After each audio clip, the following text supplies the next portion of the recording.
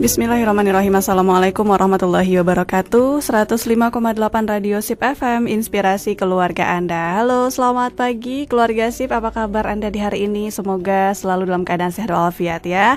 Amin ya rabbal alamin. Senang sekali sahabat Seranda, Uci Al-Naziha bisa kembali hadir ya menjumpai Anda. Tentunya seperti biasa di hari Rabu ini kita berada dalam program Inspirasi Pagi spesial dialog interaktif bersama narasumber kita, seorang dosen dari Universitas Negeri Padang. Beliau juga penulis buku ya. Siapa lagi kalau bukan Ibu Dr. Wirdanengsi MSI. Dan alhamdulillah beliau sudah bersama Uci di studio ya. Kita sapa terlebih dahulu. Assalamualaikum Ibu. Waalaikumsalam warahmatullahi wabarakatuh. Bagaimana kabarnya Ibu? Alhamdulillah. Alhamdulillah ya. Kembali kita memberikan motivasi dan inspirasi untuk pendengar kita ya Bu ya.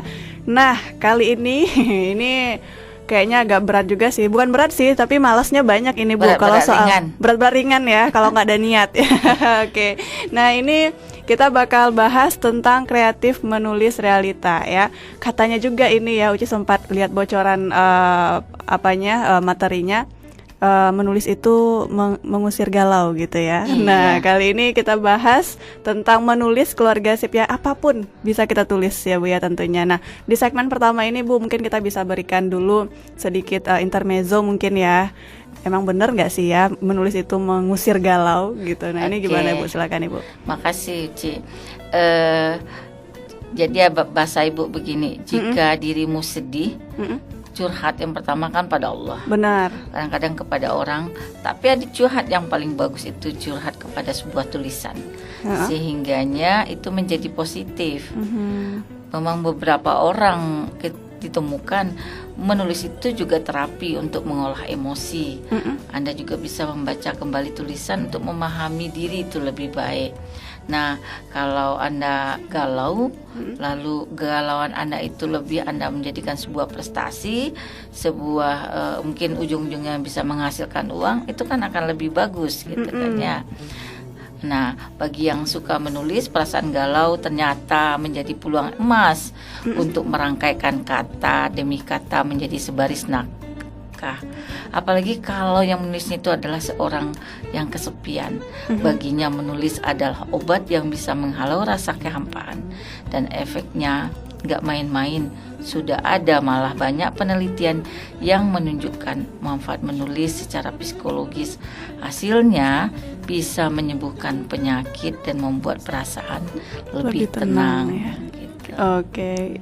Benar ya Bu ya, berarti ya menulis itu menghilangkan kesepian ya, menghilangkan kegalauan. Ini yang suka nulis diary, ini ya dulu di zaman dahulu ya. Mungkin sekarang masih ada kali ya yang nulis diary. Ada. Cuman, dari kisah nyata diolah menjadi cerpen, diolah menjadi novel, atau bisa menjadi sebuah riset penelitian yang dibuat secara ilmiah gitu. Kalau dulu mungkin menulisnya lebih banyak ke diarinya, ke buku. Kalau sekarang bisa nulis digital gitu ya. Sekarang kita sudah punya kecanggihan teknologi, tapi tetap bisa kita manfaatkan sebagai sarana untuk menulis keluarga Sip ya. Karena memang seperti yang disebutkan tadi sudah ada ternyata penelitian yang menunjukkan manfaat menulis itu secara psikologis ya Bu ya. Dan memang itu membuat perasaan lebih tenang gitu ya. Nah kira-kira hal-hal yang bisa kita tulis itu berupa apa aja yang bisa itu Bu?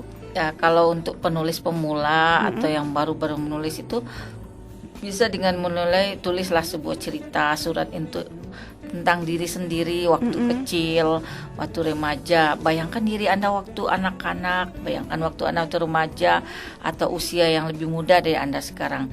Posisikan diri Anda sebagai diri sendiri atau orang lain. Seolah-olah Anda memberi nasihat kepada orang itu, sehingganya dapat mengambil hikmah dari yang kita tulis itu. Jadi yang untuk pemula nih, apa yang dirasa waktu saya kecil itu, apa yang menarik, apa yang menjadi kenangan baik waktu saya remaja, apa yang menarik gitu.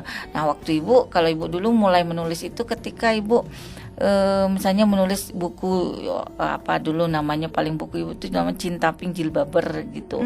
Menulisnya tentang waktu itu bagaimana masuk sebuah organisasi yang di situ mengajarkan Islam secara baik gitu, bahwa kita antara laki-laki itu hijab dengan perempuan gitu. Nah, itu dituliskan bagaimana perasaan ketika diajak untuk berbeda hijab antara laki-laki dan perempuan. Kemudian ketika sudah masuk ke ranah sekolah, ada teman yang mengajak untuk melanggar aturan itu gitu. Bagaimana kita bisa menangkis, bagaimana kita bisa menghadapi emosi kita. Nah, itu kan satu kisah-kisah yang menarik. Benar. Gitu. Nah, maka dibikinlah karya ibu yang pertama yang terkait dengan novel ini, Cinta Pink Jilbaber gitu. Bagaimana seorang yang memakai jilbab gitu menjaga ruh dia sebagai perempuan berjilbab dengan tantangan sebagai kehidupan remaja gitu. Waktu saat itu kan ibu yang menariknya, pakai jilbab itu kan di sekolah tuh cuma 1-2 orang. Nah, jilbab itu cuma 1-2 orang pakai jilbab, umumnya orang nggak pakai jilbab. Ada tantangan, kita dipanggil ninja, kita dipanggil waktu itu kan kalau orang pakai jilbab waktu orang Jepang. Nah, kita yang pakai jilbab dipanggil ninja. Itu kan gak enak juga dipanggil ninja gitu. Padahal kita kan untuk menutup aurat, berbuat sesuai dengan agama, tapi kita dipanggil ninja gitu. Kemudian ada juga yang iseng terhadap kita karena pakai jilbab dan sebagainya. Nah, itu dituliskan saja. Itu kan sebuah yang menarik, suatu hal yang unik dalam kehidupan sehari-hari. Nah, kayak itu bisa aja kita tulis itu kisah-kisah kita waktu masa remaja. Kita ulang aja ceritanya dari awal, mulai dari kisah itu. Maka untuk penulis awal gitu. Nah, sudah itu kita akan runut-runut nantinya setelah berulang-ulang dan latihan-latihan terus, lama-lama kita juga akan mahir dengan penulisan. Artinya itu ilmu keterampilan. Nah, kalau ibu kan kalau tulisan akademik, tulisan ilmiah itu kan jelas aturan template-nya, itu dipelajari di perguruan tinggi, di sekolah gitu, dipelajari di perguruan tinggi itu. Nah, tapi ini kan kalau menulis yang terhadap kreatif itu, menulis tentang cerita-cerita. Nah, dimulai aja dulu, atau jalan-jalan ke pasar.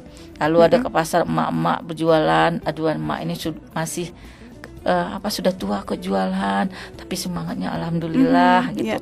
Nah, kita bisa menuliskan itu, nenek yang semangat berjualan.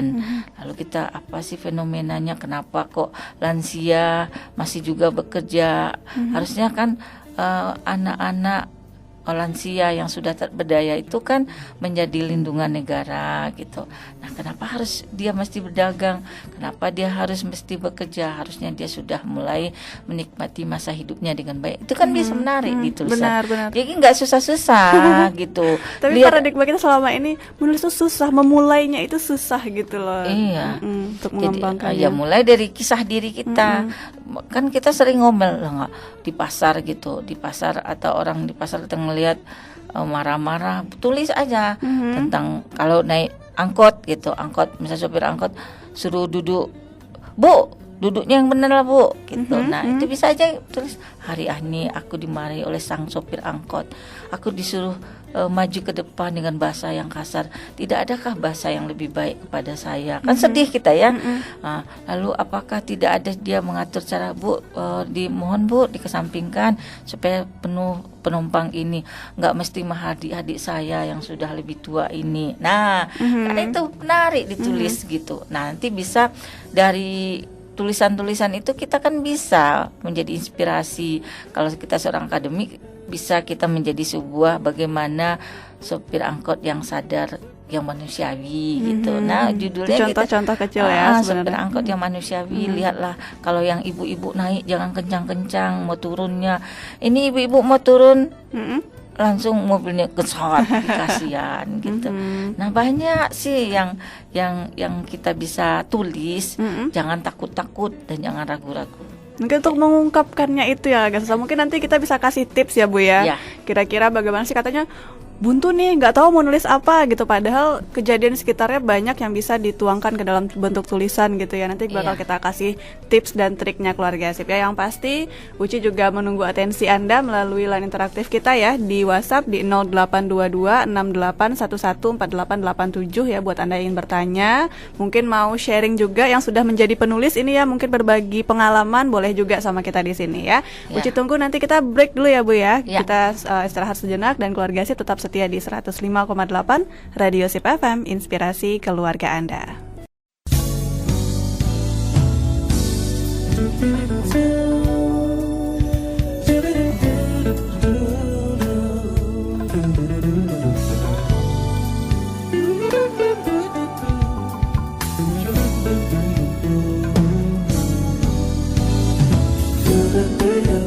Seratus 105,8 Radio Sip FM, inspirasi keluarga Anda. Kembali lagi di Inspirasi Pagi, spesial dialog interaktif keluarga Sip, dan masih membahas tentang kreatif menulis ya, menulis realita. Nah, masih bersama narasumber kita juga Ibu Dr. Wirdanengsi MSI yang merupakan seorang dosen ya di Universitas Negeri Padang, dan beliau juga ini penulis buku ya.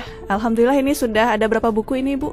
18 ya, kurang lebih 18. Itu yang tunggal. Belum lagi antologi ya. Ada beberapa buah. Oke, nah ini keluarga Sip patut kita curi nih ya ilmu dari Bu Wirda. Ini curi ilmu boleh ya Bu ya? Halal ya? Halal.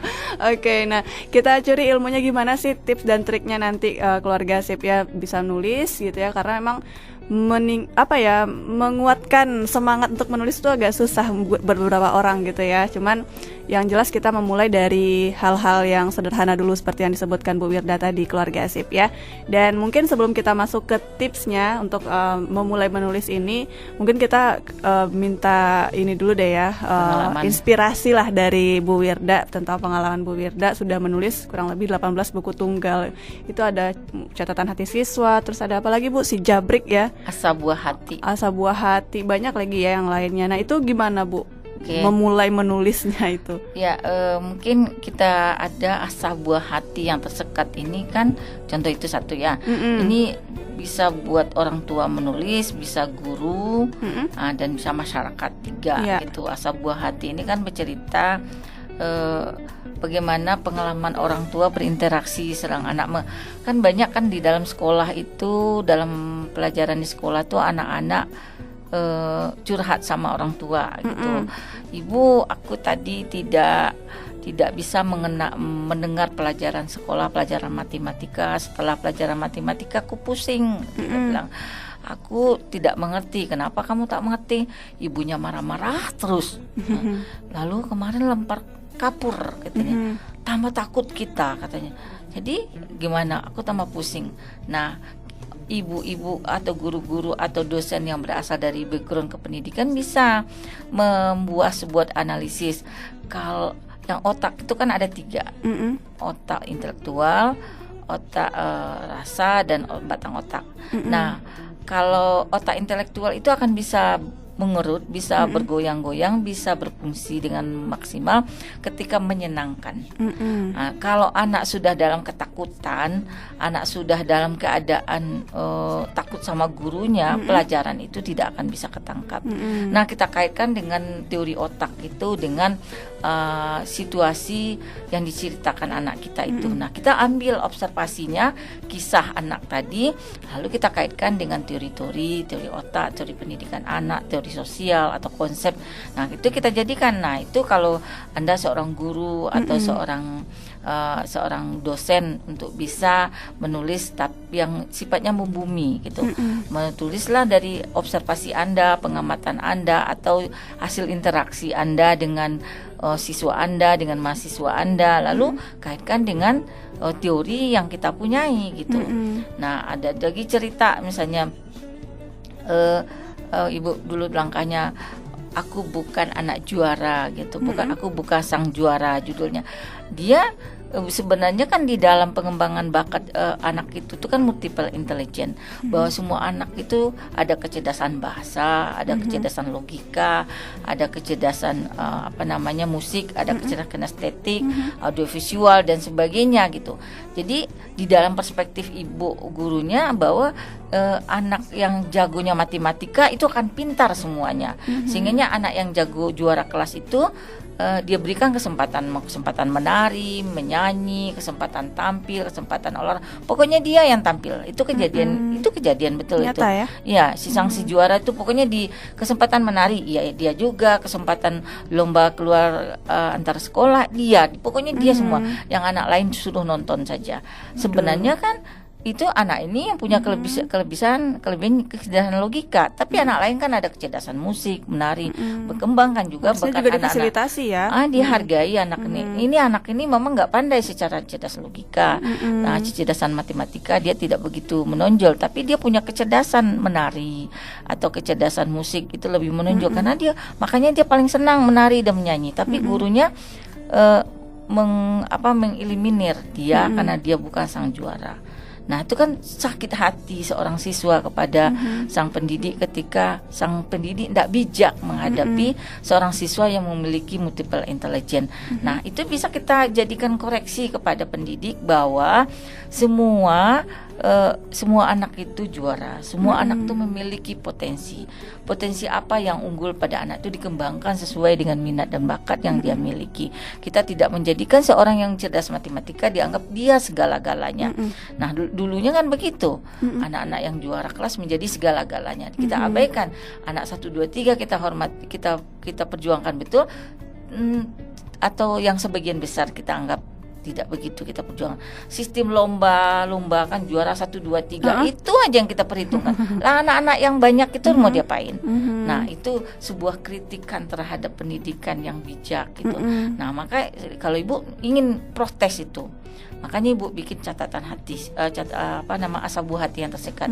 Bagaimana sebuah cita-cita seorang anak tersekat oleh langkahnya kita sebagai orang tua, langkahnya kita sebagai guru, langkah sebagai masyarakat jadi terhambat gitu.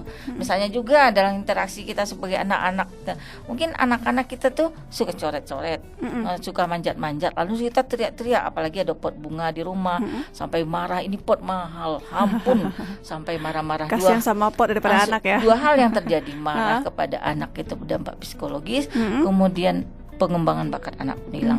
Padahal anak itu coret-coret itu mungkin dia memiliki potensi menggambar, melukis visualisasi.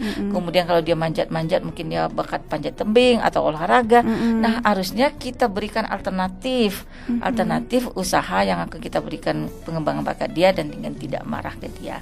Nah, itu awalnya ketika Ibu menulis asa buah hati yang tersekat, betapa banyak kita menemukan dalam realita anak kita sedih, sedih, malu atau tidak menjadi berkembang gara-gara mungkin proses interaksi kita yang tidak tepat gitu.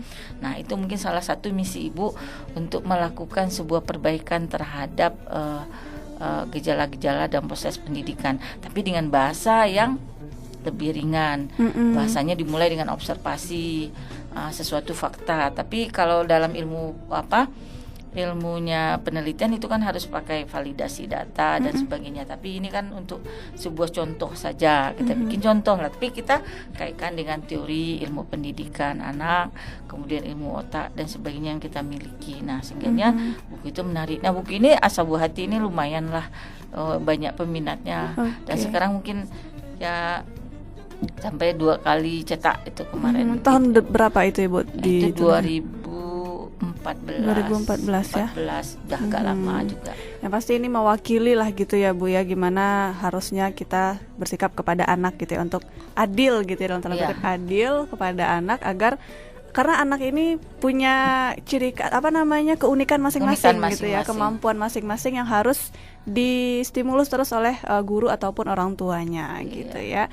Itu berarti Ibu terinspirasinya dari memang kejadian nyata gitu ya. Kejadian nyata dari curhat anak-anak, curhat siswa, yang artinya curhat itu kita jadikan sebuah contoh lalu kita kaitkan dengan teori dan konsep. Sehingga kita bicara pun ada kekuatan dasarnya gitu. Oke. Nah, mungkin di buku-buku Ibu yang lain mungkin ada juga ini. Kalau tadi kan non fiksi berarti ya. Kalau yang fiksi atau apa ada nggak Bu yang? Ada, Ibu nulis misalnya buku kalau ada dalam lisan akademik kan Ibu nulis disertasi. Disertasi itu, dari disertasi itu sebenarnya banyak yang mesti kita bisa rangkaikan beberapa tulisan. Nah, kalau nulis Ibu kan tentang disertasi Ibu itu tentang kearifan lokal pendidikan anak, Khatam Quran. Nah, dari buku Khatam Quran itu ada 3 buku yang dihasilkan. 1 kearifan lokal Minangkabau, yang kedua antropologi kuliner, yang ketiga Khatam Quran for Children. Nah, jadi gaya 3 buku ini beda. Kalau kearifan lokal Minangkabau itu kan lebih buku yang sangat tekstual, yang sangat memang yang merupakan isi dari bagian dari disertasi itu yang diuji secara ilmiah gitu. Dan itu memang bukunya tebal sampai 400-an halaman. Kemudian antropologi kuliner itu tak lepas dari karena peristiwa dari meneliti disertasi, ada sesuatu hal yang menarik dari hal yang perlu dikaji, karena waktu itu pada waktu lapangan penelitian itu kan ditemukan bahwa di dalam tradisi Khatam Quran itu ada makan bersama, makan berjamba, dan menu utamanya itu kan daging, rendang. Tapi ada ketika peristiwa di daging itu ditukar sama ikan, itu menimbulkan sebuah rumor di tengah masyarakat. Lalu ingin diteliti, ingin kepoin lah, kenapa kok bisa marah, kok bisa tidak mau terima ketika daging diganti dengan ikan. Ternyata ketika dianalisis bahwa itu tidak lepas, itu dikatakan bahwa rendang itu disajikan sebagai makna simbolik dari filosofi kehidupan orang Minang, bahwa daging itu simbol musyawarah mufakat, 3 tungku sajarangan. Jadi daging itu ninyak mama, santan itu jadi pandai, dan cabai yang pedas itu alim ulama, ditambah dengan hulu balang dan bundu kanduang dalam proses pengambilan keputusan. Itu simbol. Nah, itu menarik karena ibu antropologi ilmunya sangat melihat sesuatu makna dari suatu artefak kebudayaan yang ada di masyarakat. Akhirnya menulislah antropologi kuliner, karena kebetulan tinggal di Bandung, ambil juga kuliner-kuliner yang ada di Jawa Barat gitu. Nah, sehingganya selama disertasi, selain disertasi ditunggu dibenahi sama promotor, ibu menulis yang lain, sehingganya dari hasil disertasi itu hasilnya 3 buah buku, kearifan lokal Minangkabau, antropologi kuliner, dan Khatam Quran Volciden, lebih bercerita bagaimana kisah-kisah lucu, kisah-kisah sedih, kisah-kisah menarik selama ibu menulis disertasi ketika awal masuk mahasiswa S3 sampai menuju masuk lapangan penelitian dengan mengirimkan anak ke sebuah perguruan Quran Al-Waliyah untuk belajar mengaji, dan berpisahnya bagaimana tantangannya menjadikan isu-isu Khatam Quran ini menjadi sebuah yang menarik. Karena pernah juga terkritik, pernah mengatakan, buat apa kamu menulis tentang Khatam Quran tidak menarik di dunia internasional itu, katanya. Tidak akan bisa kajian kamu, kalau kajian kita dengan yang berfokus ke Amerika itu tidak menarik. Ya sudah, saya nggak apa-apa juga tak menarik oleh Amerika, oleh dunia Barat gitu. Tapi bagi saya ini saya hanya berdoa pada Allah, mungkin semoga apa yang saya teliti ini bermanfaat. Nah, perasaan-perasaan itu saya tuliskan, ibu tuliskan ke Khatam Quran Volciden. Jadi apa yang nggak bisa dikonsepkan, nggak bisa diilmiahkan, ya ditulis dalam bentuk novel gitu. Jadi ada 3 warna jadinya ketika hasil dari disertasi itu. Nah, mungkin mahasiswa, mungkin ibu-ibu guru atau dimanapun yang S1 gitu, dari tes skripsi Anda pun juga bisa Anda tulis 2, misalnya. 1 memang terkait dengan tekstualnya, kita ilmiahnya. Yang kedua bisa cerita-cerita Anda membuat skripsi itu, nangis dimarahi sang dosen, nangis di bimbingan gitu ya. Bimbingan gitu, atau mengalami tidak lulus ujian ulang gitu, atau misalnya susahnya menemui sang dosen gitu, atau salah ucap dengan sang dosen gitu. Kadang-kadang sang dosen kita WA tangkapnya lain beda gitu. Makna jadi jadinya, ya. Kamu perintah saya, udah kamu berhenti aja jadi anak bimbingan saya, kacau lah kita. Nah, itu dituliskan saja. Saya pikir itu kisahnya menarik tuh, masing-masing kita kan beda-beda. Nah, mulai saja. Jadi ketika sudah selesai skripsi dihasilkan, kalau dapat dijadiin buku, dijadiin artikel, atau diterbitkan di jurnal dan sebagainya.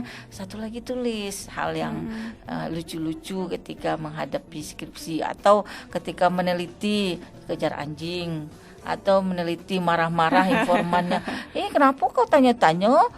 Kau nggak boleh katanya-tanya di hadik sama informan.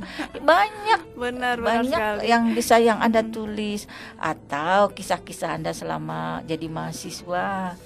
Jadi mahasiswa itu bagaimana ngejar tugas, deadline, atau Anda terlambat, tidak diterima oleh sang dosen, Anda nangis gitu. Tulis itu. Jadi selama Anda jadi mahasiswa ada suatu catatan, ada suatu peristiwa yang perlu tidak terlewatkan. Nah, ibu-ibu lakukan itu.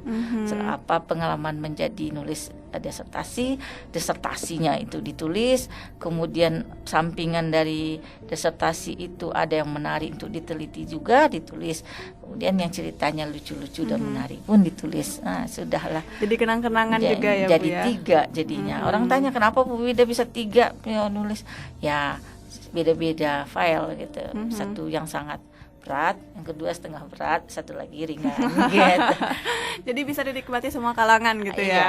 Oke deh. Nah, kita juga kayaknya sudah menyinggung tipsnya sedikit, tulis saja gitu ya, Bu ya. Tulis. Mungkin kita bisa bahas lebih lanjut ini, Bu. Bisa dikasih gimana sih trik dan tipsnya untuk memulai menulis ini, karena seperti yang saya sebutkan tadi, menulis itu mungkin awalnya itu agak susah, mau mulai dari mana gitu loh. Nah, atau gak ada yang dapat inspirasi, buntu segala macam. Nah, ini mungkin bisa berbagi juga dengan pendengar kita bagaimana sih tips untuk memulai menulis ini, Bu. Iya.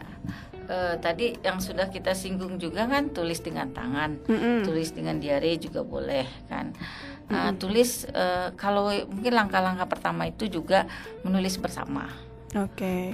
Bersama, misalnya ikuti lomba-lomba event gitu. Menulis ya. Lomba biasanya lomba. Nanti biasanya awalnya Ibu, ini kisah Ibu nulis cerpen itu kan di situ. Yang novel itu ikut lomba, menang lomba. Senangnya besok ikut lagi lomba, menang. Nah, dari itu tuh atau ada yang ngajak nulis bersama yuk. Nah, tulis bersama. Karena kalau nulis sendiri kapan jadi bukunya gitu. Kapan bisa selesai bukunya, kan setiap buku itu kan 100 halaman minimal gitu. Kalau 50 halaman kan tipis. Nah, jadi nggak layak pula dicetak gitu. Jadi mulailah dengan menulis bersama. Kemudian biasakan kita Bu mengikuti lomba agar terasa. Dengan lomba itu dedikasi diri kita juga bertambah, jaringan bertambah, penghargaan juga dapat. Kalau Ibu punya kisah itu Alang Babega, itu sebenarnya lomba tentang penulisan bahan ajar untuk siswa sekolah menengah atas dan menengah ya dan atas. Jadi Ibu ikut gitu. Alhamdulillah menang, dapat uang. Senang, kita sedang mahasiswa kan, dapat uang, dapat hasil. Nah, dari kalaupun ada yang kalah jangan patah, terus aja ikut. Lama-lama juga kita juga akan bisa menulis.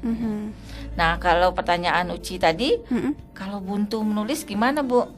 Nah, jika kamu mengalami kebuntuan dalam menulis, bisa dilatih dengan membuat rangkuman atau rangkuman sebuah bacaan, mengulang bahasanya. Misalnya ambil buku, ambil aja intinya. Lama-lama kamu punya dapat ilmu di situ tersendiri. Tapi dari buku ini ada yang belum dia ceritakan, ada kayaknya yang kurang. Wah, saya bisa mengisi dalam tataran ini. Itu bisa dilakukan kalau jadi buntu. Ya, kalau lagi nggak ada buntu, ya baca buku ibaratnya, atau mengamati lingkungan sekitarnya. Akhirnya nanti akan terpancing dengan sendirinya kita menulis. Kalau Ibu, pengalaman Ibu, kalau sudah buntu menulis jalan aja ke satu tempat, lihat tiba-tiba di situ, kemudian ya agak memang sedikit nulis di kafe. Kalau di Bandung tuh kan kafenya antik-antik, kafe di sawah, kafe pemandangannya sangat bagus. Jadi dan kafenya sangat privasi. Kita duduk tenang, ada wifi-nya, ruangannya ber-AC, kita bisa melihat pemandangan, kita makan kentang. Mungkin modalnya nggak terlalu mahal sih, kita makan kentang, lalu kita minuman, lalu kita nggak apa-apa berjam-jam di sana kan. Udah dari jam, kalau kuliah itu kan dari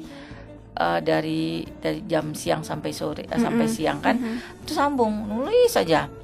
anak-anak ke sekolah, bapak kerja, ya kita nulis sampai akhirnya bisa tulisan itu. Berarti nulis butuh ketenangan juga ya, lingkungan ya? Memang butuh ketenangan. Kalau menulis butuh ketenangan. Tapi ibu kalau menulis di tempat ramai juga nggak apa, asal orang tuh nggak ngomong sama ibu. Asal kan diajak ngomong ya, nggak nanti jadi buyar konsentrasi kita ya. Silakan aja situ ngomong, saya mah asik aja nulis di sini. Nah, ada juga pokoknya memanfaatkan situasi dulu. Pernah kejadiannya ibu menunggu Putih, anak ibu les. Putih tidak mau, nggak ditinggal. Aduh, 2 jam menunggu dia untuk itu kan membosankan. Di depannya ada kafenya bagus, duduk aja di situ. Duduk sambil menunggu Putih itu belajar tunggu tuh. Nulis aja, nggak tahu udah selesai. Nggak apa-apa, udah jam waktunya Putih habis. Tugas selesai, tulisan selesai, anak pun terjaga gitu. Nah seperti itu. Pokoknya kalau ada waktu menunggu, ibu menulis. Oke, jadi pada dasarnya dimanapun, kapanpun, mau siapa aja di sebelah kita, yang penting nggak diajak ngobrol gitu ya. Yang penting fokusnya bisa itu menulis berarti ya Bu ya. Oke, nah itu mengenai tipsnya kalau buntu menulis ya, cari lingkungan yang inilah yang mendukung ya Bu ya, karena ada juga nih orang yang harus menulis itu di suasana yang memang benar-benar nggak berisik gitu, diem aja gitu, sepi sunyi gitu ya. Tapi ada juga orang yang kayak Ibu sebutkan tadi, pengalaman Ibu mau berisik mau ngapain, yang penting prosesnya ya. Awalnya Ibu memang kayak gitu juga. Kalau menulis itu kan subuh hening jam ya 3, jam 4. Nah awalnya begitu. Awalnya jam 4, tapi itu kan karya kita nggak begitu banyak. Tapi kita kan pengen karya kita terus menerus jalan, akhirnya memang bisa. Pokoknya ketika menunggu itu membosankan, daripada saya ngibrit, daripada saya marah, daripada saya nggak ketulungan menunggu orang, udah menulis. Menunggu orang tidak marah, karya pun jadi. Dan bermanfaat tentunya ya. Stres pun hilang gitu ya. Oke, deh itu dia tipsnya keluarga sip ya.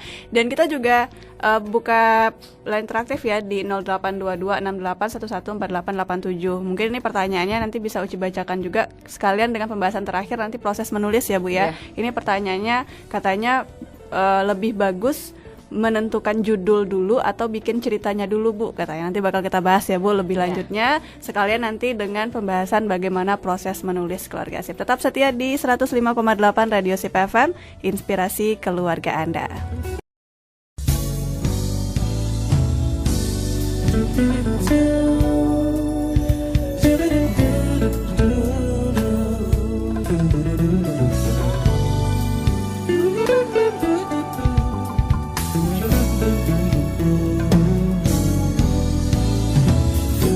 105,8 Radio Sip FM, inspirasi keluarga Anda. Kembali lagi di Inspirasi Pagi, spesial dialog interaktif keluarga Sip, dan kita masih membahas tentang menulis ya. Mungkin kita langsung aja ya Bu Wirda ya, tentang proses menulis ini ya Bu ya. Sekalian juga tadi ada pertanyaan yang masuk, katanya saya mau menulis novel, mana yang lebih bagus, menentukan judul dulu atau bikin alur ceritanya dulu ini Bu, katanya. Nah mungkin sekalian dengan proses menulis Ibu. Ya, kalau menulis novel itu tentu kita bebas sih, boleh judul, boleh alur. Karena kalau menulis novel itu judul itu kan nanti tergantung apa yang menjadi isi. Kalau menurut Ibu, kalau novel sih bagusnya judul itu terakhir. Menyesuaikan dengan isinya ya. Jadi alurnya nanti dari itu setelah kita membaca ini apa ya, malah timbul ide atau judul yang menarik. Tapi kalau judul dulu terkekang nanti, karena novel itu kan sifatnya sangat merdeka, sangat merdeka, cerpen itu merdeka. Jadi cerita kita tuh kalau merdeka malah lebih itu yang menarik. Jadi sama dengan membuat skenario sebuah produser film juga begitu kan. Jadi judul itu terakhir gitu. Nah baru kita setelah nampak angelnya dan gayanya baru judul. Jadi tulis aja kisahnya dulu, merdeka. Menulis novel itu merdeka, tulis aja yang apa yang terasa. Lama-lama ingin stop di mana, merdeka juga. Tentu beda dengan menulis ilmiah. Benar. Kalau menulis ilmiah memang harus ada template-nya, harus jelas fokusnya, kemudian ada aturan-aturannya. Kalau menulis novel mah merdeka saja. Bahkan nanti judulnya lebih bagus ketika kisahnya udah selesai ya. Sudah selesai, malah enggak. Cuma mungkin temanya perlu gitu kita tahu kan nanti, tapi judulnya setelah itu maka lebih menarik setelah kisah itu kita tuliskan. Nah, baru kita dapat judulnya enak gitu. Karena judul itu harus menggambarkan apa yang menjadi Isinya, isi kan. Jadi orang, dan judul itu harus dibikin menarik. Kalau judulnya lurus-lurus aja orang nggak menarik gitu. Karena salah satu cinta ibu bikin si Jabrik, apa sih si Jabrik? Nah, si Jabrik ini apa? Laki-laki, ada laki-laki yang suka kucir panjang rambut, orangnya usil gitu. Nah, seperti itu. Nah, yang itu bisa kita lakukan kalau pengalaman ibu. Judul itu kalau ibu pengalamannya, kalau novel belakangan. Oke deh. Jadi tapi sebenarnya senyamannya aja ya. Karena kan ada orang yang mungkin agak terkekang mungkin atau agak kurang bebas kali ya untuk merangkai kata-kata ketika judul sudah ditentukan terlebih dahulu ya. Jadinya nggak merdeka lagi. Nggak merdeka. Oke, kita langsung aja ini Bu untuk proses menulisnya seperti apa ini Bu? Kita mulai dari pemilihan ide. Ide itu yang dekat dengan kehidupan kita gitu. Tentu dengan apa keahlian kita. Misalnya kalau ibu sukanya nulis tentang kearifan lokal karena ada kajiannya tentang kearifan lokal misalnya. Atau bidang pekerjaan, kalau kita dosen, kalau kita guru gitu, kalau kita ibu rumah tangga atau pedagang atau ibu jualan, mendingan apa yang menjadi pekerjaan kita itu juga yang kita tulis ide-idenya. Ya, kalau kita seorang usahawan tentu kita bilang bagaimana menjual barang lebih laku keras, gitu kan. Atau bagaimana kalau kita sukanya pekerjaannya jadi PR atau MC, bagaimana menjadi MC yang terkenal gitu kan. Bisa ditulis itu, atau keseharian Anda gitu. Keseharian Anda ditulis, atau kesukaan, hobinya nanam, ya udah tulis tentang tanaman gitu. Jadi jangan dipaksain kita hobinya nanam, nulisnya tentang jahit, nggak nyambung atuh. Benar. Gitu. Jadi bikinlah tulisan yang memang dekat dengan dunia Anda. Kalau memang Andanya hobi menjadi pembawa acara gitu, ya silahkan bikin tulis tentang pembawa acara, tentang seluk-beluk pembawa acara, tentang dinamikanya pembawa acara, tulislah. Jadi ada satu keahlian atau bidang pekerjaan atau keseharian atau kesukaan. Jadi artinya pilih topik yang Anda kuasai. Jangan menulis yang tidak kita kuasai, nggak nyambung, nggak bisa dipaksain nulis yang nggak punya kita. Jadi kemudian yang penting banget adalah pilih tema yang dibutuhkan masyarakat gitu. Jangan tapi kadang-kadang ada juga yang namanya kesukaan masyarakat ini kan macam-macam. Ada yang sukanya tentang politik, ada yang sukanya tentang ekonomi, ada yang tentang kesehatan. Tapi kita punya audien lah. Ibu yang menariknya ketika nulis antropologi kuliner. Orang kan selama ini kalau nulis kuliner kan resep masak. Orang bagaimana membuat makanan yang enak, tips dapur gitu. Macam-macam. Ibu enggak bikin kuliner itu terkait dengan adat istiadat. Kuliner itu di filosofi hidup. Dan itu orang keluar dari apa yang umum dibikin orang. Nah, buku antropologi kuliner ini yang menarik. Ibu nggak nyangka juga memang buku ini yang diminati beberapa diminati orang dari Ujung Pandang, dari Irian Jaya, Maluku dan sebagainya itu. Jadi itu yang banyak dari luar daerah. Jadi sesuatu yang kita kuasai, sesuatu yang kita sukai, pekerjaan kita apa aja yang ada di sekitarnya, itulah yang kita jadikan ide kita untuk menulis. Oke, langkah selanjutnya ini seperti apa ini Bu? Langkahnya siapkan outline, kerangka buku kita. Kemudian misalnya mulai pengantar, kira-kira di pengantar apa yang kita bikin. Bab 1 itu apa aja, bab 2 itu apa aja, bab 3 itu apa-apa. Kita bikin outline-nya. Nanti bisa saja dari kebutuhan kita nambah-nambah ke bawah. Jadi tujuannya supaya kita, ini yang untuk penulisan ilmiah atau penulisan buku yang lebih berat ya. Kalau bikin novel ya memang nggak bisa terlalu merdeka. Jadi supaya kita dipandu dalam proses penulisan, supaya tidak keluar dari jalurnya ya, dan kerja lebih efektif. Ini untuk kerangka buku yang lebih itu. Kalau beda dengan novel. Tentu yang ketiga tuh jelas siapkan pendukung bukunya, cari referensi, lakukan proses riset untuk mengumpulkan materi. Nah, yang penting banget draft dengan target dan komitmen. Membikin target itu kapan selesai juga harus perlu tapi realistis dan perlu komitmen. Ya, jangan dibilang tarsok. tarsok ya. Jangan tarsok. Jadi memang harus dari jam segini. Kalau Ibu waktu tulis yang terkait dari jam 5 subuh, sesudah sholat subuh atau sebelum sholat subuh jam 4 saya menulis. Sudah itu sholat subuh. Setelah sholat subuh menulis lagi jam 6 baru kangkring masak nasi goreng buat anak. Di situ nanti kira-kira jadwal jam 9 sampai jam 10 nulis lagi. Nanti kira-kira sore 4 sampai jam 5 nulis. Nanti malam 1 jam aja. Kemudian malam nanti jam 9 sampai jam 10. Nah, itu terus komitmennya tuh. Kalau nggak ada komitmen, orang sering bilang buku saya mah nggak kelar-kelar, buku saya nggak selesai, buku saya kenapa nggak bisa dituntaskan? Karena memang tidak ada komitmen dan menentukan targetnya nggak ada ya. Lakukan targetnya itu penting kita lakukan. Saya menyelesaikan buku dalam waktu berapa lama. Waktu itu Ibu kalau yang paling enak sih nulis novel tuh ringan banget, cerita saja, tapi yang berarti memang nulis buku ya? Teks. Kita harus referensinya, kita risetnya, analisisnya, kemudian kita harus studi relevannya, memang harus itu. Tapi jangan dianggap berat, tapi kita lakukan terus. Kalau sudah menjadi kebiasaan, sudah menjadi suka, seperti makan kebutuhannya. Kalau belum menulis berarti belum makan. Pengen lagi gitu pengen lagi berarti lapar. Kalau kita belum makan kan kita lapar. Kalau belum menulis ingin menulis gitu. Nah, seperti itu. Jadi terus latihan, semakin sering Anda menulis, semakin ahli Anda. Semakin ahli Anda akan menemui pola tulis Anda dan kerjanya. Nah, orang menulis sudah lebih dari ada yang orang menulis memang nggak ucuk-ucuk. Ibu kalau kira-kira kan udah dulu tahun 1999 ada satu buku. Sebelumnya suka nulis artikel di koran, tapi belum pernah nulis buku.